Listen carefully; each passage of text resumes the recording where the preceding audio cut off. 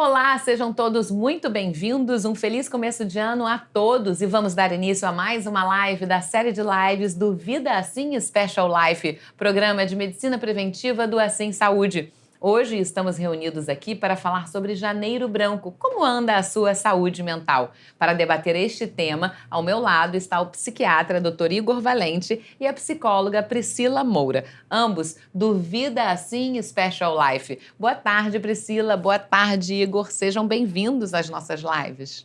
Uma boa tarde, Karine.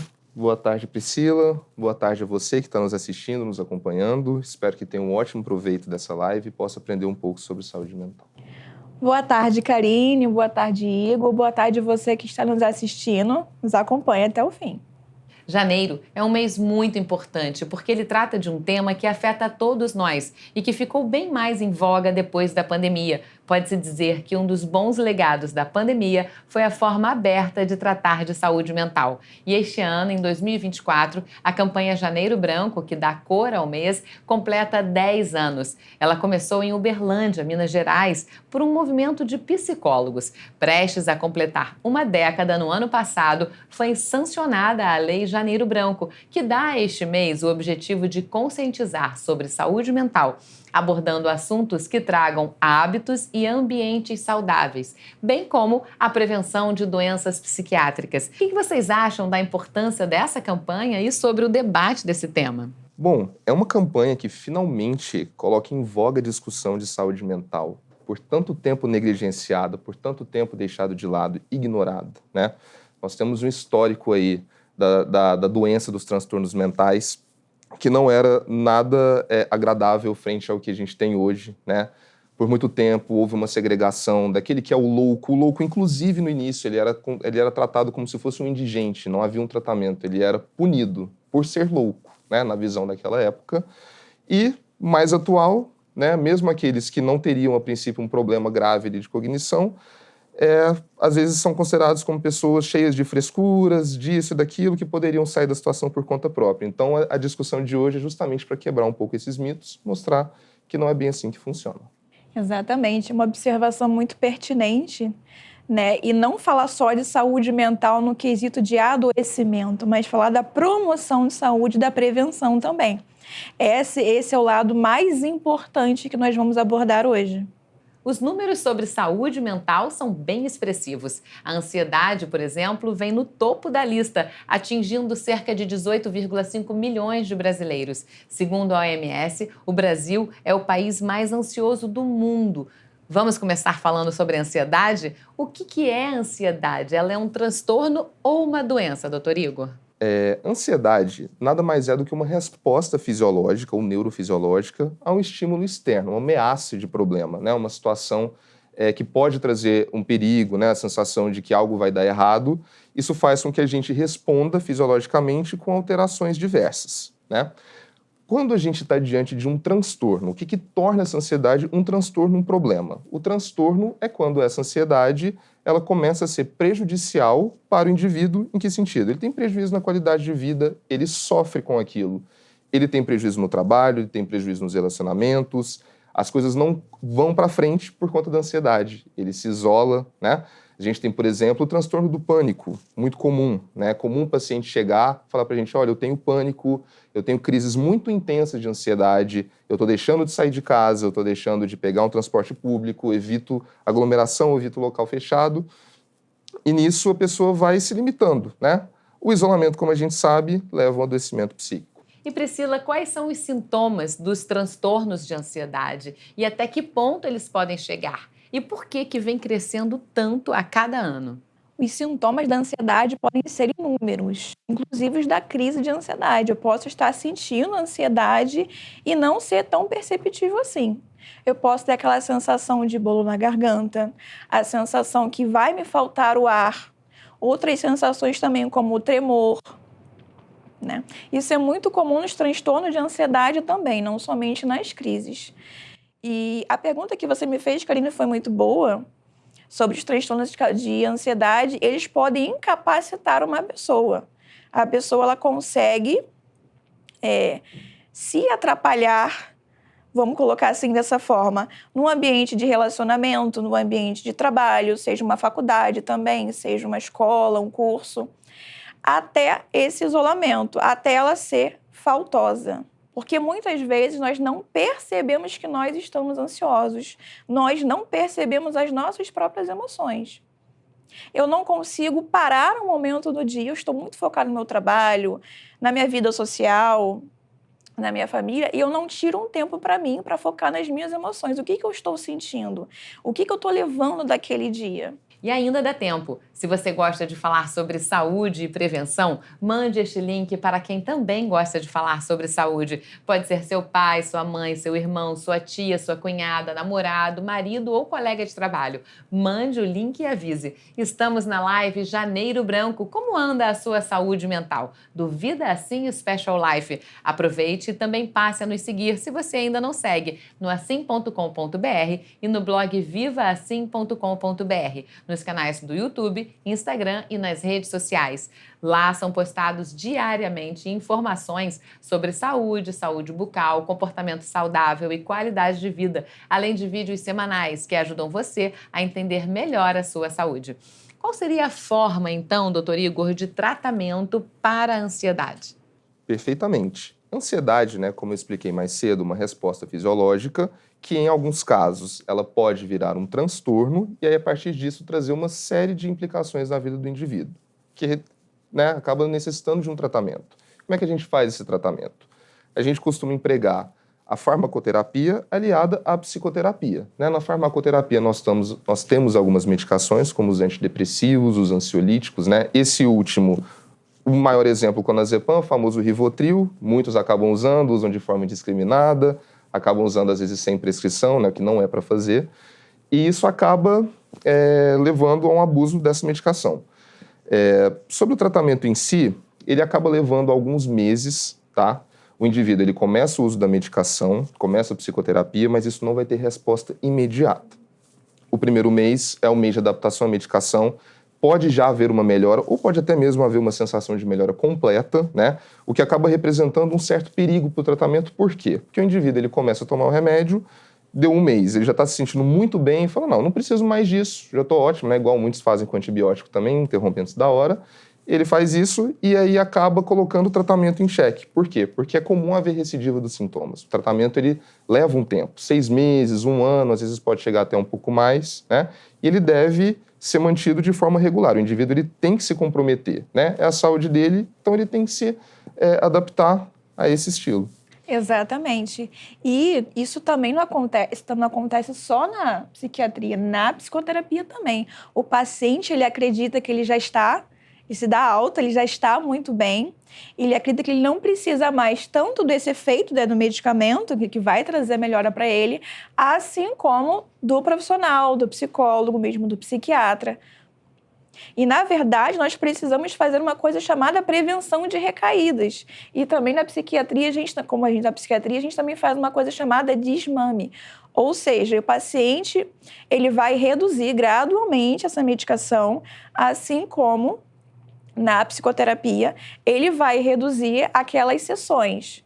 Aquelas sessões que eram semanais, passam a ser quinzenais, passam a ser mensais, até a gente estar seguro da alta do paciente. E Priscila, quem tem um dos sintomas, né, por exemplo, como o doutor Igor falou, palpitações, insônia, taquicardia, já pode começar a procurar um profissional? Um episódio de crise de ansiedade já é o suficiente para buscar tratamento? Sim, com certeza. Inclusive, antes que você tenha crise de ansiedade. No consultório, na clínica, geralmente as pessoas já começam com um sintoma, 2 sintomas, que causam muito sofrimento. Mas antes mesmo de você ter a crise propriamente dita, a crise de ansiedade ou um episódio também de pânico, você já pode vir para a psicoterapia. Agora, Priscila, existem algumas recomendações para quem está num momento de crise de ansiedade. Tem a técnica, por exemplo, da respiração quadrada, que é feita em inspirar em 4 segundos, segurar o ar em 4 segundos, expirar em 4 segundos e manter os pulmões vazios em 4 segundos. Qual a importância dessa técnica? A respiração é como se fosse um antídoto contra a ansiedade? não só como um antídoto, mas como prevenção, que a gente está falando exatamente sobre isso na live.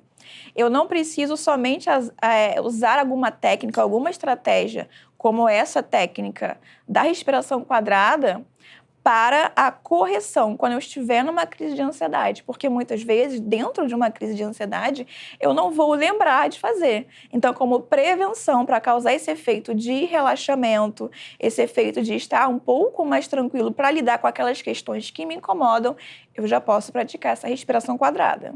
Hoje, até 50 doenças no mundo têm origem emocional, como a queda de cabelo, a úlcera, a insônia, a hipertensão. Segundo pesquisas, essa relação acontece quando mente e corpo se unem através da explicação da patologia somática. A ansiedade seria como um pontapé inicial para outros transtornos e até doenças, doutor Igor? Com certeza, a ansiedade está implicada numa série de transtornos, ela pode sim ser um pontapé para a eclosão de outros transtornos, assim como ela pode ser o resultado de um outro transtorno já vigente, né? Se a gente pegar conceito na medicina, de medicina psicossomática, né? As patologias somáticas, a gente tem patos do grego doença, a gente tem psique do grego mente e soma corpo. Então, o psicossomático mente interferindo no corpo e vice-versa, né? Como que a gente consegue ter patologias, às vezes de manifestação física, e aquilo ter uma etiologia mental muito forte, né? O estado psíquico do indivíduo podendo favorecer uma série de alterações no organismo dele, inflamações, reações adversas, e ele acabar adoecendo, né? Ele sucumbindo a um quadro que muitas vezes tem uma etiologia não tão clara, mas que a gente já sabe que tem um fortíssimo componente emocional.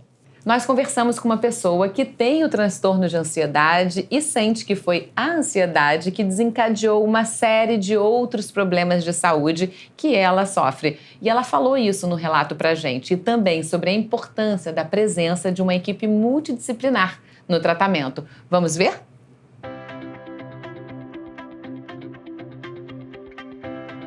Eu sou Georgina de Cássia, tenho depressão, ansiedade e depois do tratamento eu me sinto muito mais forte. A depressão começou através de um luto. A minha avó, ela me criou, era minha madrinha, era minha mãe. Quando ela faleceu, eu tive o gatilho da depressão. Aí dali eu já fui puxando, fui descobrindo a ansiedade, que é muito forte. Às vezes ela fala mais alto do que a depressão. A própria depressão, ela desencadeia algumas doenças musculares, né? Então ela veio forte com a fibromialgia. Hoje eu tenho 16 anos de tratamento com a psiquiatria e com a psicóloga. E comecei o tratamento também com a clínica de dor. A equipe é muito importante, porque só o fato de você estar num lugar onde tem todas as especialidades necessárias para você fazer um acompanhamento e eles estarem ali ligados no seu prontuário, é uma correntinha. Um vai tomando conta de você de todas as áreas, de todas as partes. A psicóloga, ela teve um papel muito importante para mim. Ela me controlava, sabe? Eu tinha consulta com ela uma vez por semana, às vezes 2 vezes por semana. E ela foi assim, tipo, um apoio muito grande que eu tive. É muito importante você não desistir. É sempre um momento, e desse momento, se você não cuida, piora. Tudo que começa, quando é tratado no início, é mais fácil. Quando você deixa passar, psiquiatra é coisa de maluco, não. Porque é grave. Sentiu que está chorando, sentiu uma tristeza, procura o médico, procura um psiquiatra. Do psiquiatra você vai ter o psicólogo, vai ter um acompanhamento. E só eles que podem te dar o equilíbrio.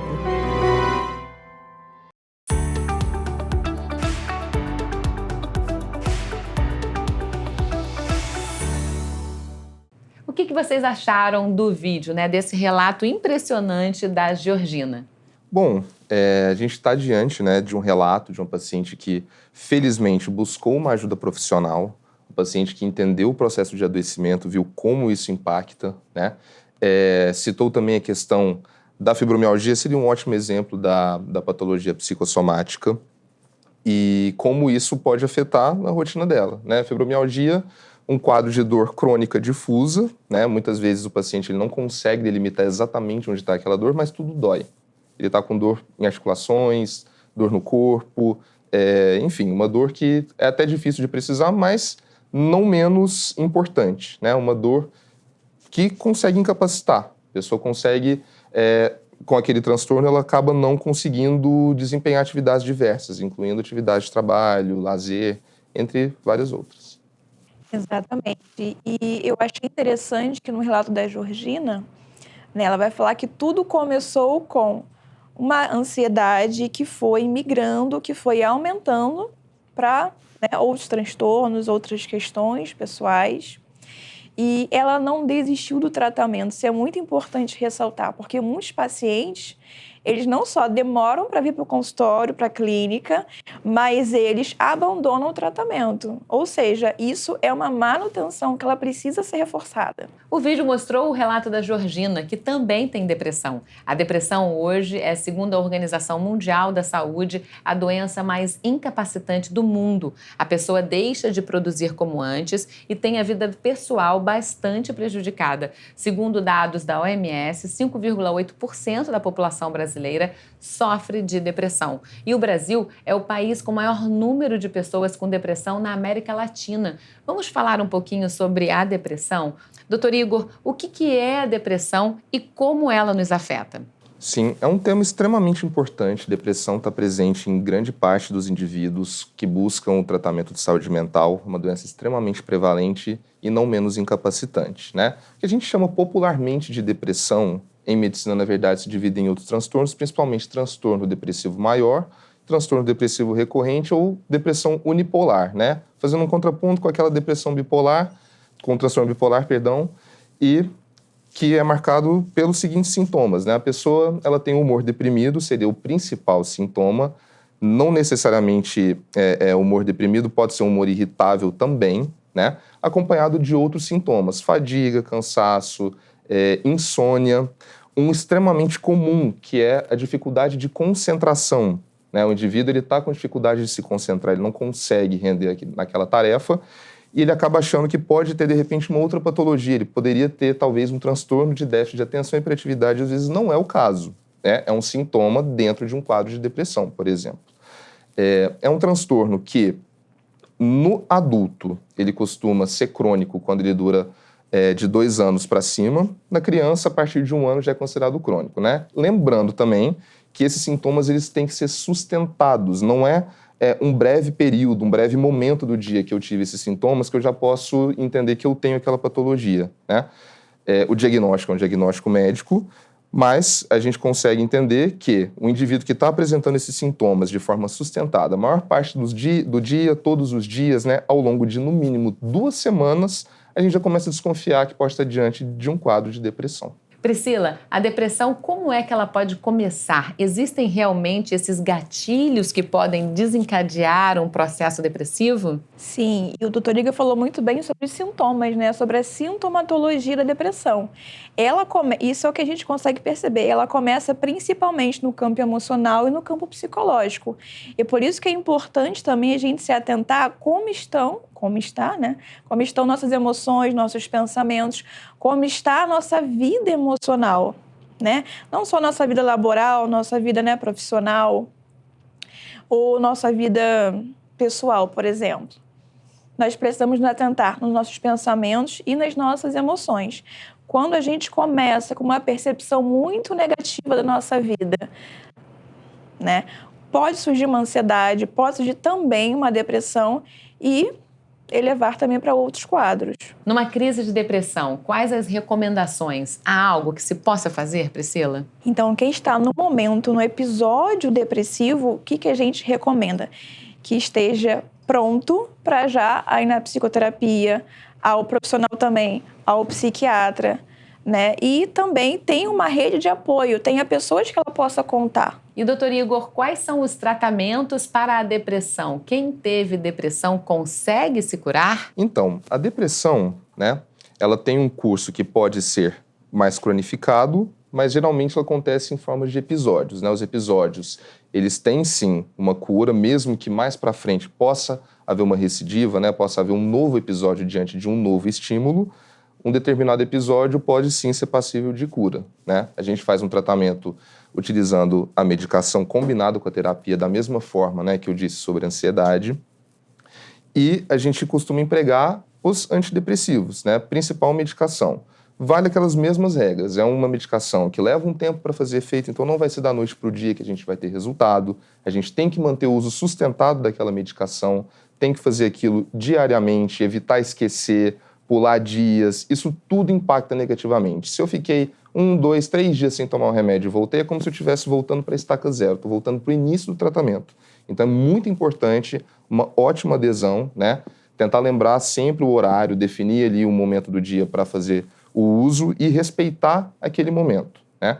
O episódio, como eu disse, ele pode remitir com o tratamento, ele pode, de repente, durar meses, pode levar um pouco mais de tempo, mas lembrando que tem uma série de fatores associados. Às vezes a pessoa tem outras etiologias, tem alguma questão genética que pode implicar e fazer com que o tratamento não seja tão simples, mas até mesmo para esses casos a gente consegue fazer o manejo. Uma outra questão que também está em debate para o aumento da ansiedade e depressão no Brasil é o uso das redes sociais e da exposição aos filtros, num padrão que a gente não consegue alcançar. Como é que vocês veem isso? Essa alta comparação, né, com a perfeição, uma busca por uma ilusão. Com toda a certeza, esse é um tema bem atual. Redes sociais são utilizadas pela imensa, vamos colocar assim, pela maioria da população no mundo todo, faz parte, né, da rotina de milhões de pessoas, e ela tem a sua importância, né?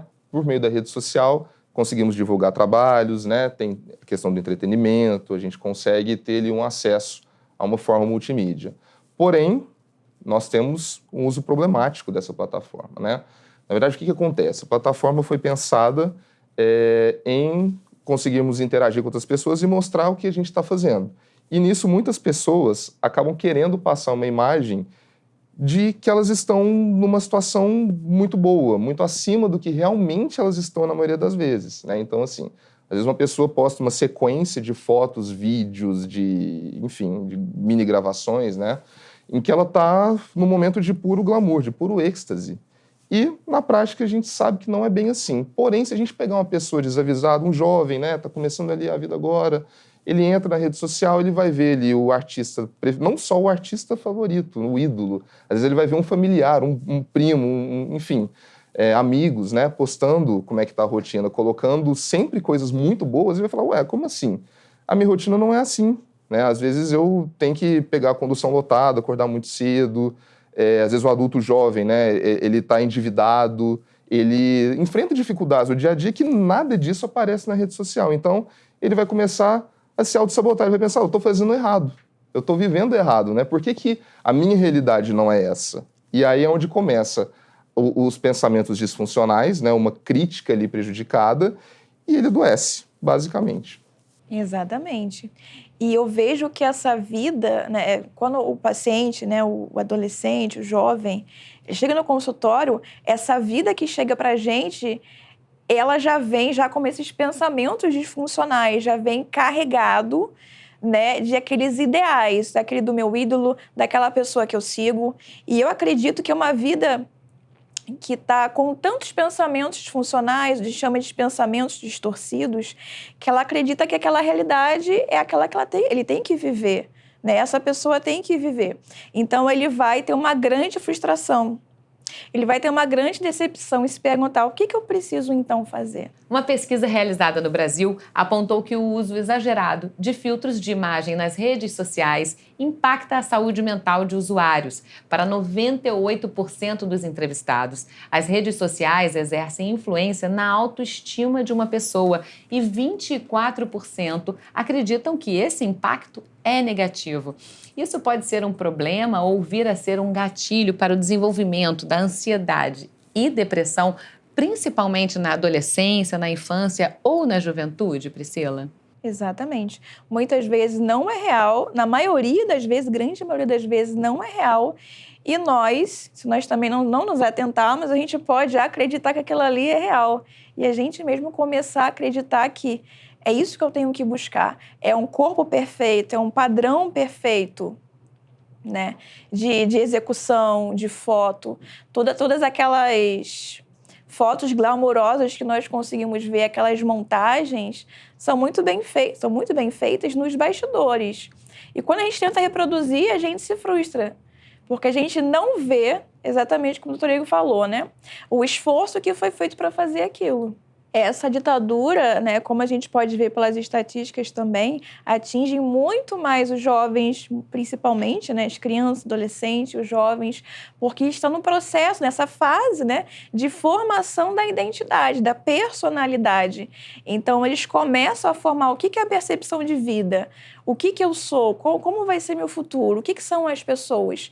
E nesse processo de formação, eu vou absorvendo essas informações de Instagram, por exemplo, de outras redes sociais também, né, que podem me trazer essas informações que não são tão acertadas, podem ser informações errôneas, sobre que tipo de roupa eu preciso vestir, que tipo de corpo eu preciso perseguir, que tipo de vida também. E olha aí o problema, 63% conhecem ou ouviram falar de pessoas que já tenham deixado de sair de casa ou ir para algum encontro por não quererem ser vistas sem os filtros de imagem. Quer dizer, gerando várias questões, assim como o isolamento social. Isso pode ser um início para as doenças mentais, não é? Então, a questão da relação, né, desse jovem com os pais, ela perpassa algumas questões, né? O jovem está passando por um momento de mudanças, seja mudanças hormonais, mudanças de pensar, na forma de lidar com a autoridade, né?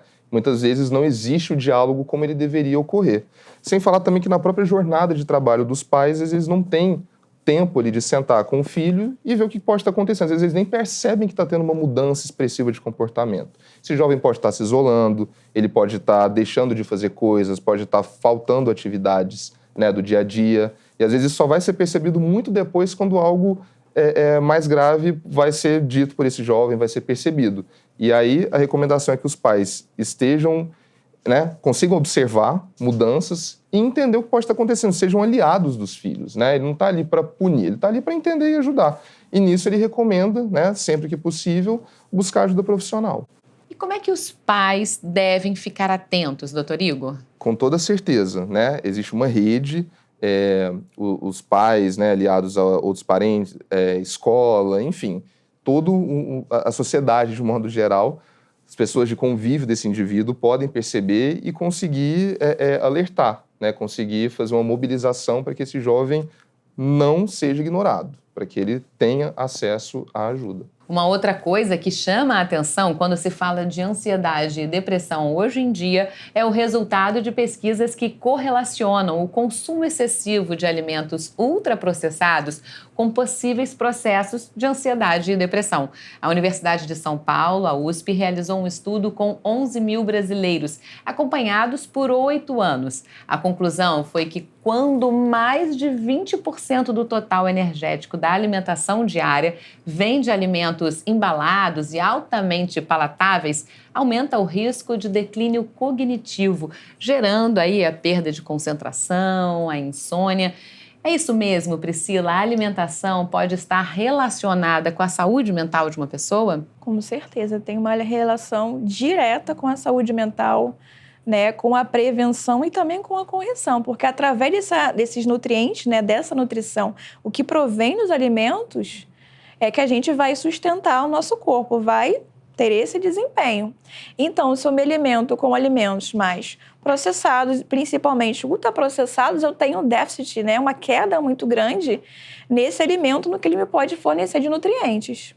Nós fizemos um vídeo com a nutricionista do Vida é Assim Special Life, Juliana Oliveira, falando sobre essa pesquisa, que ela traz mais detalhes para a gente. Vamos ver e a gente volta já já para comentar, e fique atento, porque o nosso vídeo é cheio, recheado de informações super importantes.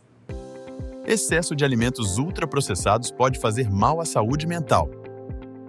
Pesquisas apontam que o exagero no consumo de alimentos ultraprocessados pode causar danos à saúde mental. Para falar sobre isso, vamos conversar com a nutricionista doutora Juliana Oliveira, do Vida Assim Special Life e do Assim Saúde. Doutora Juliana, além dos alimentos, os hábitos e a rotina alimentar também podem influenciar na saúde mental? Sim, com certeza. Um bom hábito e rotina alimentar desempenham um papel crucial na saúde mental. Além disso, a regularidade nas refeições, como café da manhã, almoço e jantar, é crucial para manter estabilidade emocional. Hábitos saudáveis, como a prática regular de atividade física e a qualidade do sono, desempenham um papel vital na promoção da saúde mental.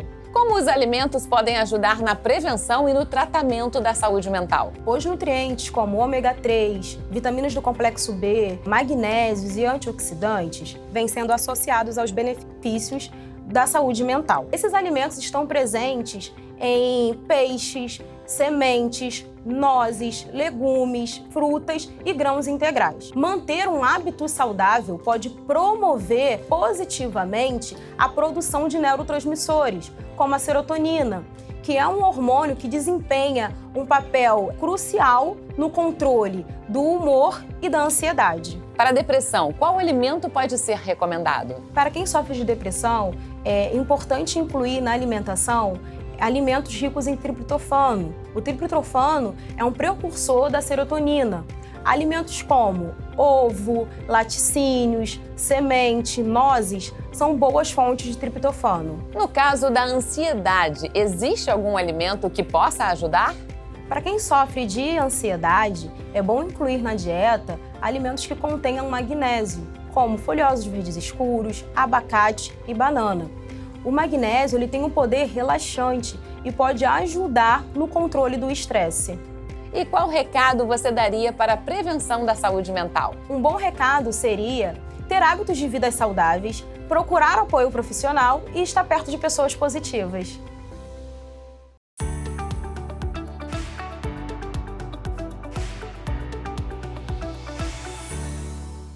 E o que vocês acharam do vídeo? A alimentação, então, pode ajudar também nos transtornos, né? Eu achei muito interessante, principalmente quando ela fala sobre a parte da liberação dos hormônios, né? Através dessa alimentação.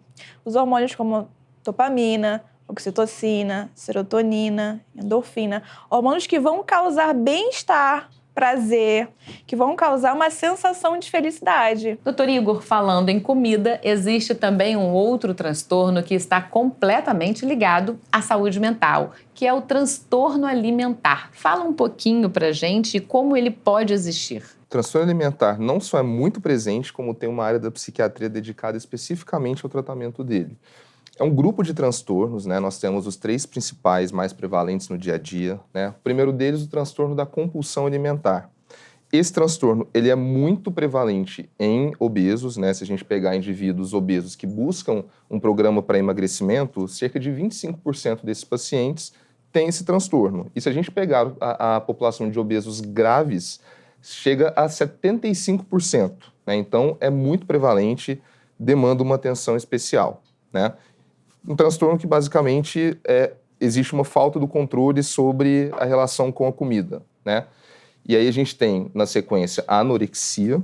Na anorexia a gente tem um quadro restritivo, né? Nós temos uma baixa ingesta calórica no nível crítico. A pessoa come o mínimo para ela conseguir se manter, né? Ela não consegue, ela busca um ideal de magreza, ela colocou um ideal de magreza, ela tenta buscar aquilo a qualquer custo, e ou então ela teme que ela possa vir a ser obesa. Ela foge disso a qualquer custo, então para ela tem que estar sempre se policiando para não comer mais do que deveria. E aí, o terceiro, né, dos 3 mais prevalentes, seria a bulimia, que no caso são episódios de compulsão, a pessoa come bastante, depois ela tem um arrependimento, ela se sente muito mal por isso, ela se culpa por isso. Nisso que ela se culpa, ela tenta arranjar alguma forma de reverter isso que ela acabou de fazer, né? Um transtorno que traz bastante sofrimento. E a bulimia, ela tem um detalhe.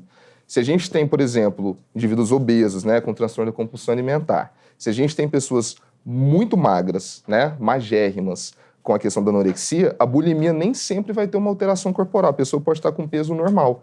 E isso é preocupante porque isso pode mascarar o problema, dando a entender que, na verdade, ela está saudável, quando ela não está. Agora, além da depressão e da ansiedade e da compulsão alimentar, existe também a esquizofrenia, que são os transtornos psicóticos, a síndrome do pânico, o transtorno bipolar, que está ligado aos transtornos de humor, o de borderline, a dependência química e agora o luto pós-pandemia. Todos esses transtornos, doutor Igor, são tratados da mesma maneira? Exatamente, Karine. São transtornos muito sérios, né? Embora nem sempre tão prevalentes como os outros que a gente já falou, esses transtornos, eles estão aí, temos milhões de pessoas que sofrem com isso, que precisam de um apoio, precisam manter um tratamento, né? Se a gente está falando especificamente, por exemplo, da esquizofrenia, do transtorno bipolar, são transtornos graves que, caso não estejam adequadamente manejados, o indivíduo pode ter um episódio de crise, um surto, isso pode fazer com que ele vai parar, né, numa emergência, e na emergência ele pode, eventualmente, ir para uma internação provisória, né, até que resolva o quadro, ele possa voltar para casa e levar a vida dele normal. Mas é um transtorno que pode ser bastante incapacitante, né? Nós temos muitas pessoas que padecem disso e acabam precisando ser afastadas de N atividades do convívio, né? A síndrome do pânico, eu acabei falando brevemente dela quando eu falei de ansiedade, né? Um quadro também muito incapacitante, a pessoa se isola, ela teme muitas coisas, adoece, é uma doença que começa a acometer o corpo, né? Ela padece do corpo e da mente. E transtorno de personalidade borderline, né? O que é isso? É um termo tão comum, tão difundido. Na verdade, isso é um termo informal. O transtorno é o transtorno da personalidade emocionalmente instável, né? Como o nome diz, existe uma oscilação da questão do humor da pessoa, a reação dela a eventos adversos acaba sendo muitas vezes extremamente disfuncional, uma pessoa que as relações dela são muito prejudicadas, ela acaba também se afastando de muitas pessoas, se isola, abandona o tratamento. Às vezes essa questão da frustração pode, né, voltar. Isso a Priscila conseguiria me explicar ainda melhor. A pessoa em terapia, ela pode voltar isso para o próprio terapeuta. Às vezes ela está adorando o terapeuta, de repente ela ouviu uma coisa que ela não concordou muito, não gostou, virou a chave. Já era aquele profissional é péssimo, eu não vou voltar mais nele, não quero, e abandona o tratamento. Vamos falar então um pouquinho da dependência química. O uso abusivo e a dependência em substâncias químicas são um problema global, virando uma questão de saúde pública no Brasil. Como é que começa essa dependência química, Priscila? Quando eu não consigo me ver sem aquela droga. Sei como você falou muito bem, seja o cigarro ou seja o álcool. Se eu não consigo me ver sem, né? E eu começo a me justificar, né, de diversas maneiras para manter aquele consumo do álcool, do cigarro, inclusive também de outras drogas, já é um indício bem preponderante para a gente estar associando isso a um vício, à adição. Doutor Igor, como é que eu sei que aquele consumo social que se diz, né, começa a oferecer risco à minha saúde mental, que passou a ser um problema? Então, um tema muito interessante também, né? O uso social é muito comum, muitas pessoas bebem, às vezes bebem de forma nociva e acham que ainda não está nocivo, né? E acaba virando um novo problema, como a Priscila falou, aquilo foge do controle. Perder o controle do hábito, seja do cigarro, da bebida, qualquer substância, é praticamente uma dependência. Ou seja, não consegue mais deixar de usar aquilo, você já está adoecido em relação àquilo, né? O padrão de uso social, né? Se a gente colocar, por exemplo, uma noção de uso não nocivo, a Organização Mundial de Saúde, OMS, preconiza 20 gramas de álcool etílico numa dose, né? Aliás, 2 doses de 10 gramas, tendo intervalo de 2 dias por semana sem utilizar. Muitos não fazem dessa forma, fazem de forma muito mais nociva, né? E aí, quando essa forma nociva, né, o dito uso social, que é aquele uso restrito a eventos, né, um churrasco, um aniversário, enfim, um evento diverso, quando não está mais, quando está restrito nesse tipo de evento, a gente ainda tem esse famoso uso social, mas quando muda o perfil de uso, aí já deixa de ser assim, né? Um indivíduo que às vezes ele está bebendo porque ele não quer lidar com o divórcio, ele não quer ter que pensar naquilo, pensar numa dívida, pensar em N tipo de problema. Esse uso como fuga, esse é sim um padrão muito problemático do uso de substâncias. E quem está próximo, qual a importância da rede de apoio em todos esses transtornos que a gente vem falando sobre saúde mental, Priscila? É de suma importância, porque essa pessoa, ou algumas poucas pessoas, né, que conseguem auxiliar essa pessoa que já está adicta, é que vai ajudar ela a chegar no consultório. Seja de psicoterapia, né, com psicólogo, seja de psiquiatria com psiquiatra. Então, essa rede de apoio é fundamental. E não são só amigos, são familiares, são pessoas que muitas vezes estão próximas e conseguem ajudar. Né? O adicto, raramente, é muito raro, ele chega no consultório, chega na clínica sozinho. Então, ele também, muitas vezes, não percebe que está adicto. Priscila, agora a pandemia também mexeu muito com a sociedade, né? Quais são os reflexos mentais que ela trouxe para todos nós de uma forma geral? São inúmeros, né? O mais básico, vamos colocar dessa forma, né? É a ansiedade. Então, é aquela sensação que eu estou muito suscetível, muito vulnerável, que algo de ruim pode acontecer a qualquer momento. Como a gente viveu com o Covid, né? Com essa pandemia, eu acho que eu vou perder algum parente, eu acho que eu posso perder o meu emprego a qualquer momento. Eu tenho uma instabilidade, inclusive emocional, por conta dessa ansiedade. E o que cada indivíduo pode fazer para cuidar melhor da sua saúde mental? Existe algum autoexame, por exemplo? Exatamente, precisa ser sincera, precisa ser honesta. Eu posso separar um momento do meu dia, pode ser à noite, preferencialmente à noite, antes de me deitar, antes de dormir, e eu posso revisitar o dia na minha mente. Eu posso pensar, como é que eu lidei com as questões que mais me incomodam? Como que eu posso lidar daqui para frente? O que isso me causou? Que tipo de pensamentos eu tive naquele momento? Que emoções que eu tive em contato, né? Que eu entrei em contato nessas situações e de que melhor forma eu posso lidar, lidando muito melhor também com as minhas emoções. Será que eu estou aceitando as minhas emoções? Será que eu estou praticando uma fuga delas? Né? E aonde que eu deposito essa fuga? É na comida? São nas drogas? Né? Para se prevenir, é preciso estar conectado com si próprio. Doutor Igor, quais seriam as suas dicas? Então, a minha dica é não se ignorar, né? Não ignorar sinais, né? A busca pelo autoconhecimento ela deve ser constante. Nós não temos uma total noção de quem nós somos. A gente aprende a cada dia, a gente descobre que tem coisas que deixam a gente mais ansioso, às vezes deprimem mais, né? Entristecem, enfurecem. A gente tem que ter Quanto mais a gente puder entender que tipo de situação causa isso na gente, melhor a gente consegue contornar, né? E aí, se a gente está falando de uma questão de uma autoavaliação, como a Priscila já colocou, né, o indivíduo ele pode tentar entender, basicamente. Bom, eu estava bem até pouco tempo. Por que de 1 ou 2 semanas para cá eu estou tendo crises de palpitação? Por que o meu sono piorou de repente?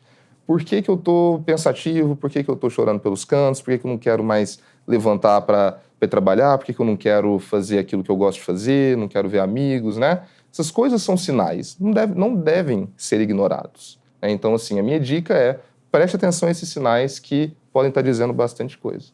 E qual a importância do autoconhecimento, Priscila? O autoconhecimento é como eu me percebo, como eu sei como eu vou reagir àquelas situações.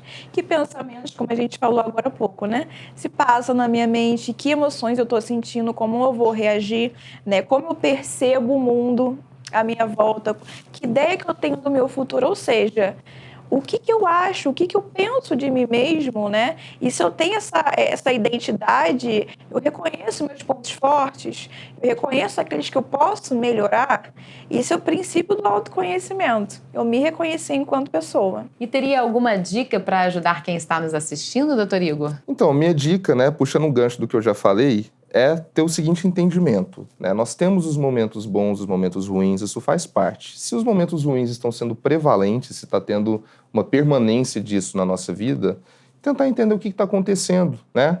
E aí, uma dica valiosa, buscar ajuda. Às vezes essa ajuda pode começar próximo, pessoas próximas perceberem, né? Não, acho que realmente você está se isolando mais, você está fazendo mais isso, menos aquilo, né? Quem sabe procurar uma ajuda profissional, né? Uma autocrítica, digamos assim. Não é deixar para lá. Eu não dormi bem hoje, também não estou dormindo bem há alguns dias, mas isso deve passar, não vou ligar não, uma hora isso passa. estou buscando, né, os alimentos ultraprocessados, estou tendo hábitos ali que não são nada saudáveis, isso aumentou bastante, mas deve ser uma fase, não vou ligar para isso, isso não vai virar um problema maior. Na verdade, isso pode ser já o início de um problema muito maior. Vou tentar fazer um resumo, né? Foram tantos temas abordados aqui, a gente passou por dependência química, transtornos alimentares, né, transtornos de um modo geral, ansiosos, depressivos, muita coisa pode fazer com que a gente adoeça também. Então a minha dica é, entenda que saúde mental é tão importante como a saúde física, a saúde de um modo geral, né, não é um item que deve ser deixado de lado, é muito sério, as pessoas adoecem, as pessoas ficam incapacitadas por conta de transtornos não bem conduzidos, não bem tratados, negligenciados. Então, a dica principal do dia é cuidem-se. A minha dica é, se priorizem. Se a gente não se priorizar, a gente vai priorizar qualquer outra coisa. Aí não há cura, não há diminuição dos sintomas e a gente não consegue dar andamento no tratamento. Então, se priorizem. Para finalizar nossa transmissão, gostaria de convidar você que está nos assistindo a curtir e a seguir no YouTube, no Instagram e nas redes sociais o blog vivaassim.com.br e assim.com.br. Lá, semanalmente, são postados vídeos informativos com dicas, orientações e alertas médicos de comportamento e estilo de vida saudável. Se você quiser assistir essa live novamente ou enviar para um amigo, compartilhe. A live ficará salva e estará disponível em nossos canais no YouTube, Viva Assim e TV Assim Saúde. Então, até a próxima live sobre saúde e prevenção.